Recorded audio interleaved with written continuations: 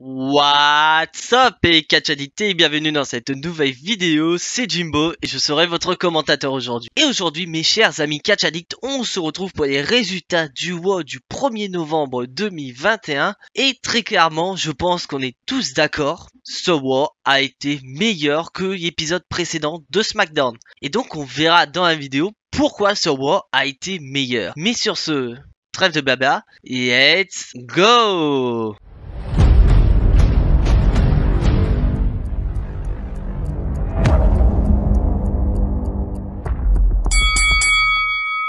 Et donc cet épisode de WoW commence très fort car on commence directement avec un match de championnat entre Becky Lynch et Bianca Belair. Bien sûr ce match a été annoncé la semaine dernière et à WWE nous ont annoncé que ce match allait être l'opener du côté de WoW et très franchement c'est un putain de match. Car en effet déjà je vous spoil la durée du match, ce match a duré largement plus de 26 secondes et très clairement on voit que Becky Lynch et Bianca Belair sont au sommet de la division féminine, que les deux méritent amplement d'être au sommet avec une Becky Lynch qui revient encore plus fort qu'elle ne l'est avant, une Bianca Belair qui est sur une énorme montée depuis plus d'un an et donc franchement on se dit bordel, il y a quel des deux va gagner. Donc après d'un autre côté on voit très clairement qu'il y a une volonté de la WWE de faire gagner Becky Lynch mais sans pour autant faire perdre Bianca Belair de manière clean. Donc on le voit très clairement à la fin du match que Bianca Belair a voulu porter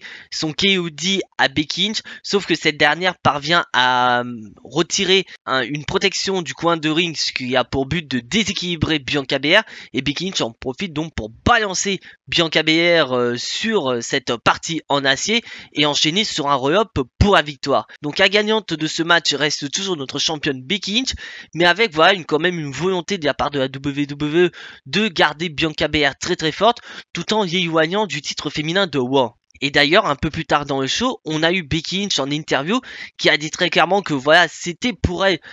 la dernière opportunité de la part de Bianca Belair, que maintenant elle doit refaire la queue et laisser la place à d'autres superstars pour l'affronter. Et d'ailleurs, en parlant de superstar, nous avons eu Liv Morgan qui était présente et qui a confronté Becky Lynch. Donc j'espère sincèrement que le push qu'on attend depuis plusieurs mois de la part de Liv Morgan va enfin arriver et qu'on va se diriger sur un match de championnat entre Liv Morgan et Becky Lynch. Car déjà, on voit que du côté de SmackDown, il y a du renouveau avec un push de la part de Shotzi et maintenant du côté de WoW avec Liv Morgan. Et j'espère sincèrement que WWE va continuer à donner des pushs à d'autres catcheuses pour vraiment avoir une carte très variée au niveau des titres féminins.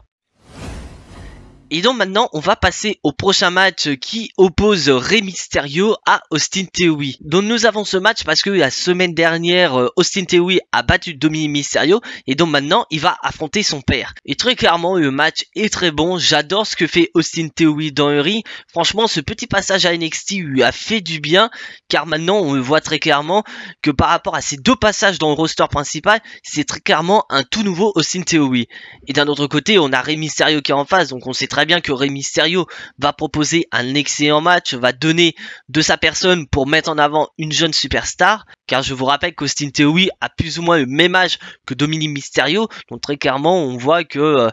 il y a du niveau. Et nous avons, en parlant de Dominic Mysterio, ce dernier qui est présent aux abords du ring et qui va aider à plusieurs reprises de son père. Mais d'un autre côté, la dernière intervention a coûté le match à Rey Mysterio, car en effet, nous avons Dominic Mysterio qui porte une claque à Austin Theory pendant que Rey Mysterio était en train de porter son 619, sauf que l'arbitre l'a vu et décide donc de siffler la fin du match et donc donner la victoire à Austin Theory par disqualification. Et après ça, bien sûr, on a toujours Austin Theory qui va prendre un selfie et en arrière-plan, on voit très clairement que les deux Mysterio sont en train de s'engueuler. Donc est-ce que on continue, pourquoi pas, à voir cette rivalité entre Austin Theory et Mysterio qui vont continuer à s'intensifier dans le but de créer cette rivalité qu'on attend depuis des mois entre le père et le fils Mysterio. J'espère sincèrement que WWE vous allez faire pourquoi pas un e-turn de la part de Dominic Mysterio pour qu'il prenne son envol pour vraiment pouvoir le lancer dans le grand bain, car malheureusement depuis ses débuts au SummerSlam l'année dernière,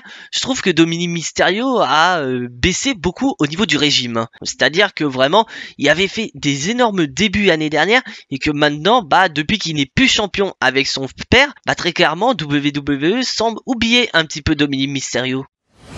Et maintenant, on va passer dans le ring avec la promo de Seth Rollins, car je vous rappelle que Seth Rollins a remporté la semaine dernière un match de échecs pour obtenir une opportunité au titre de Biggie. D'ailleurs, Seth Rollins se ramène très bien avec son contrat en disant que c'est génial, que le Monday Night Rollins est de retour, mais qu'il manque quelque chose à ce dernier, et c'est le titre de la WWE, mais c'est plus qu'une question de temps pour qu'il puisse faire valoir son contrat et ainsi devenir une nouvelle fois champion de la WWE. Et après ça, nous avons Biggie qui arrive et nous avons Seth Rollins qui est en train de se foutre de la gueule de Biggie dès le début, et après il va commencer à attaquer les copains de Biggie. Car en effet, il va dire très clairement que la Coffee Mania est une blague, que le sacre de son pote Xavier Woods est une blague, et ça va énerver Biggie parce que pour lui, Biggie, on peut l'insulter, etc., mais qu'on ne manque pas de respect à ses amis, surtout à Kofi Kingston qui nous a proposé l'un des meilleurs moments de l'histoire de la WWE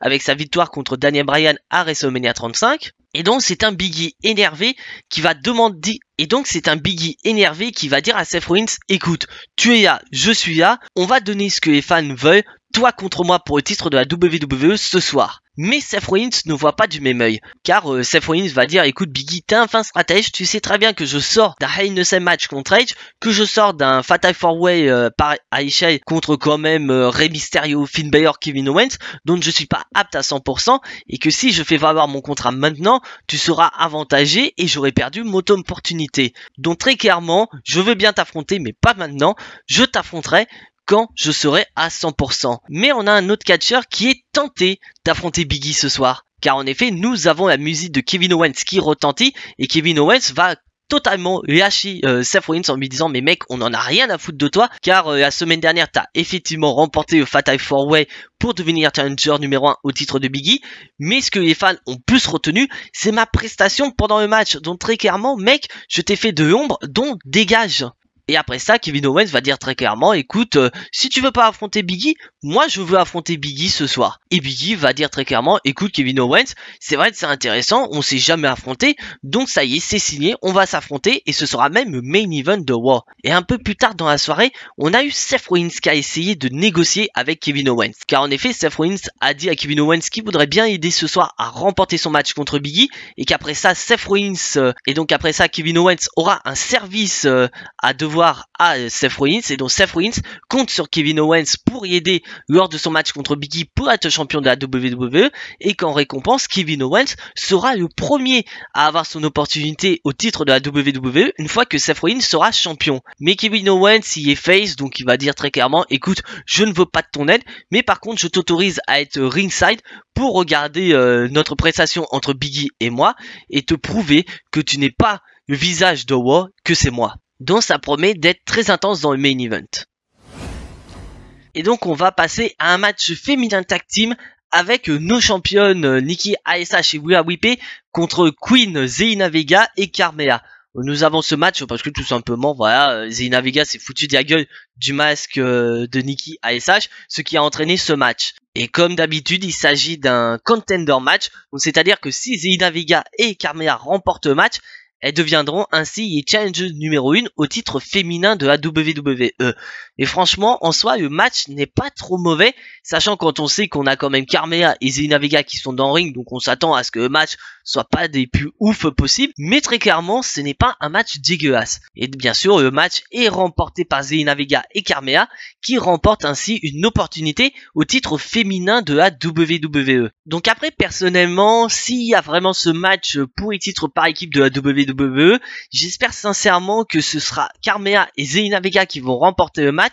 pour vraiment permettre à Nikki ASH et surtout Rhea Ripley de retourner dans le roster féminin pour pourquoi pas aller taper Becky Lynch d'ici quelques semaines à Raw. Car en effet, on a eu quand même Becky Lynch qui nous a rappelé la semaine dernière que elle pourrait affronter Nikki ASH, elle pourrait affronter Rhea Ripley, ce qui pourrait être une affiche assez sympa. Donc j'espère que sincèrement la WWE va capitaliser dessus et surtout voilà permettre à Rhea Ripley et Nikki ASH de se retirer de la division tag team pour aller dans la division solo pour affronter Becky Lynch. Et d'un autre côté, c'est pas surprenant de voir Carmella et Zelina Vega remporter le match, sachant qu'en plus Zelina Vega est maintenant la reine du ring, donc ce serait un peu débile de la part de la WWE, 2 semaines après sa victoire à Guangzhou, de faire perdre ainsi sa reine du ring. Donc très clairement, WWE continue le push de Zelina Vega, et peut-être que ce push prendra fin puis au moment où Carmella et Zelina Vega deviendront championnes tag team de la WWE. Et donc on continue et on va passer au prochain match de la soirée entre Finn Balor et Chad Gable. Très clairement c'est un très beau match où tu vois très clairement que Chad Gable est malheureusement mal utilisé par rapport à ses performances, car à chaque fois qu'il monte dans le ring c'est tout simplement génial. Et d'un autre côté on a un Finn Balor qui est tout aussi bon que Chad Gable et un Finn Balor qui est quand même en période de rédemption, car en effet je vous rappelle que Finn Balor sort quand même de 2 grosses défaites, une à Guangzhou contre Xavier Woods et au Fatal 4-Way la semaine dernière. Donc très clairement Finn Balor veut récupérer une victoire et il va l'obtenir de manière très intelligente, car en effet durant le match nous avons Chad Gable qui porte sa superplex et Finn Balor contre cette superplex par un petit paquet, voilà, tout à fait intelligent pour remporter le match. Donc d'un côté Finn Balor qui renouvelle, donc d'un côté on a Finn Balor qui renouvelle avec la victoire, et malheureusement un Chad Gable qui est très mal utilisé par la WWE par rapport à ses performances, et j'aimerais bien sincèrement que Alpha Academy puisse aller toquer à la porte tag team comme on est censé avoir pour avoir une affiche tout à fait inédite. Et donc en parlant des champions tag team de Raw, nous avons un match tag team avec d'un côté Street Profits et Dirty Dogs, avec bien sûr Arkibo au niveau des commentateurs. Donc en soi le match il est pas mauvais, avec vraiment 2 bonnes équipes que sont les Street Profits et les Dirty Dogs, mais le problème va venir de l'extérieur, car en effet durant le match nous avons comme la semaine dernière Omos qui arrive et qui vient totalement péter un câble et qui vient coûter le match aux Street Profits au profit des Dirty Dogs. Donc les gagnants de ce match sont les Dirty Dogs, et après je sais pas où est-ce que WWE continue cette division tag team, parce que très clairement on a Omos qui intervient une nouvelle fois sans qu'AJ Styles soit présent. Donc est-ce que justement Omos ne se serait pas débarrassé des AJ Styles et se vengerait tout seul et serait plus ou moins une équipe à 8 tout seul? Et d'un autre côté bah ça sent trop Fatal 4-Way je pense de mon côté, avec d'un côté bien sûr les champions Arkibo, les Street Profits, les Dirty Dogs et Omos et AJ Styles, mais franchement je sais pas où est-ce qu'ils vont dans cette division tag team, car on a des possibilités comme je l'ai dit. On a eu les Dirty Dogs contre Arkibo la semaine dernière, on pourrait avoir les Street Profits, on pourrait avoir Alpha Academy qui puisse toquer à la porte de Arkibo, ce qui pourrait être des affiches assez intéressantes, mais à WWE j'ai l'impression qu'ils sont en train de s'en mêler les pinceaux dans cette division tag team. Et donc maintenant on continue avec un match sans disqualification avec le champion des États-Unis Damien Priest contre T-Bar. Donc pourquoi nous avons ce match sans disqualification? C'est parce que tout simplement la semaine dernière T-Bar et Damien Priest se sont affrontés, et là d'un coup nous avions eu T-Bar qui a balancé une chaise sur Damien Priest, causant ainsi la disqualification. Donc là WWE n'a pas voulu encore avoir ce même scénario, et donc ont décidé que ce match soit sans disqualification. Et franchement c'est un excellent match, et ça me fait mal au cœur parce que T-Bar sort quand même d'une gimmick assez merdique avec Rétribution et une petite période par équipe avec Mace, mais quand tu vois que Catcher nous a proposé un excellent match, j'ai envie de dire putain WWE capitalisé dessus. Et d'un autre côté on a un Damien Priest qui a changé radicalement de gimmick avec une double personnalité, avec une personnalité en plus ou moins zen et un côté vraiment furax dominateur, et très clairement on le voit dans le match à un moment donné où Damien Priest se prend énormément de coups de kendo stick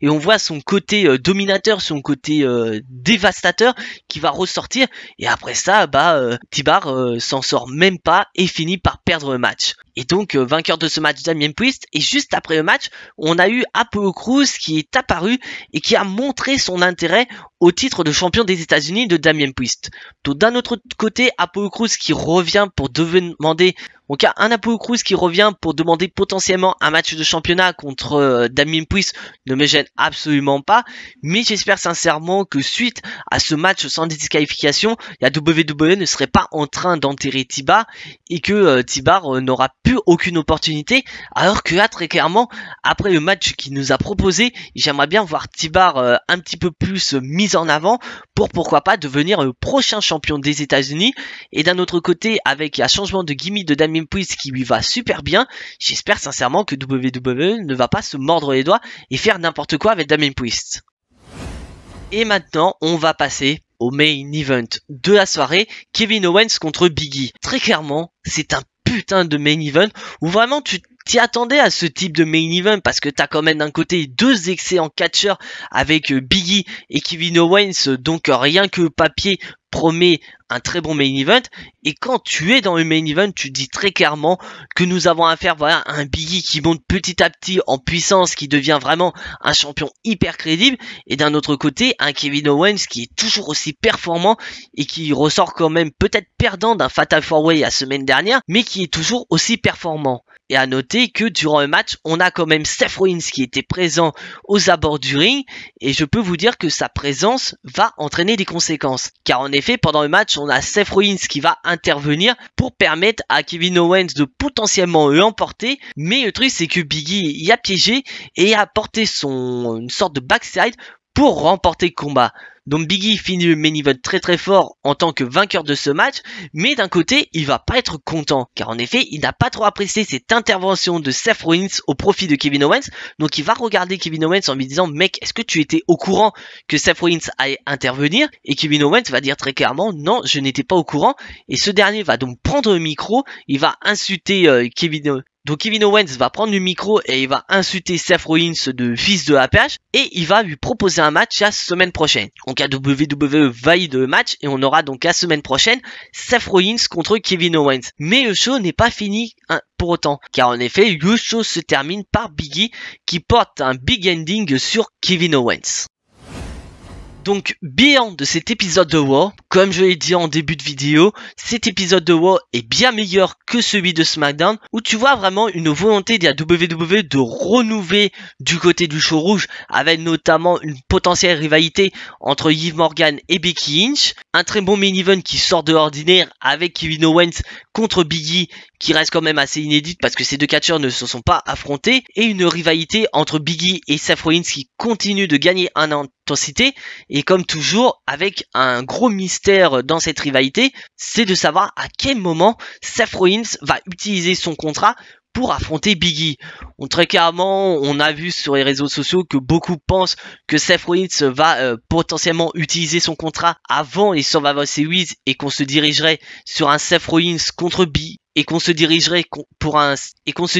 sur un match entre Seth Rollins et Roman Reigns pour les Survivor Series, ce qui me dérangerait absolument pas. Mais très clairement, on a un Big E qui monte de plus en plus en puissance, qui devient un champion très crédible, qui mérite vraiment sa place dans le main event du côté de Raw. Donc pour moi, ça me ferait un peu chier de voir Seth Rollins remporter le match et se diriger au Survivor Series. Donc moi, très clairement, si Seth Rollins doit utiliser son contrat, faudrait mieux qu'il attende les Survivor Series, parce que très clairement, un match contre Big E et Roman Reigns, ça peut être intéressant et ça peut justement donner un peu plus de niveau à Big E. Donc voilà, c'est tout pour cet épisode de Raw. Si bien sûr tu n'es pas abonné à la chaîne, je t'invite à t'y abonner juste ici, à activer la petite cloche pour être notifié des prochaines vidéos et surtout lâcher un maximum de pouces bleus qui font énormément plaisir à la chaîne. Et donc on se retrouve prochainement pour une nouvelle vidéo, mais en attendant, soyez tous très fiers d'être des catch addicts et n'oubliez pas que le catch c'est la vie, le catch c'est la meilleure chose qui soit, le catch vie. C'était Jimbo, je vous fais à tous en attendant des gros bisous et à la prochaine.